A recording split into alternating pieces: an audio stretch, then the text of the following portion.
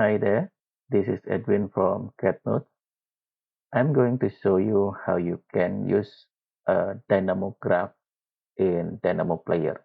So let's say that you receive a Dynamo graph file from your colleague, or maybe you download that from the internet and you want to use that for to do some automation in your design. So you know that in this Manage tab, we have a Dynamo button and also Dynamo player button. So Dynamo is the one that you use to create the graph or the script. And Dynamo player is how you can use that without doing the programming itself.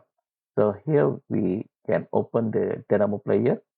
You can see that here Autodesk already has some samples. Some of them are actually very useful. Maybe you want to try them, and here I also have some uh, other graph that I already create the category. So here I have some script for naming standard. I have this script for modify.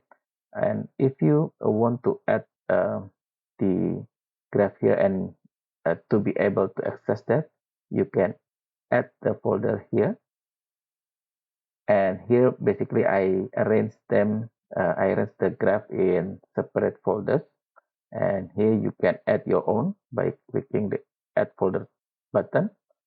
And let's say that you want to add this annotation folder, so you can just select the select folder. Okay, I have some issue with the graphic card when recording. So here we have the folders here. I already add this annotation folder here. Now we can select OK. As you can see, now I have the annotation folder that I can access. All the annotations listed here, not all, all the Dynamo graph inside this annotation folder are here now. I can use by clicking this one. Let's say that I want to use that for creating the grid here. I can finish the selection by clicking finish and then can click run.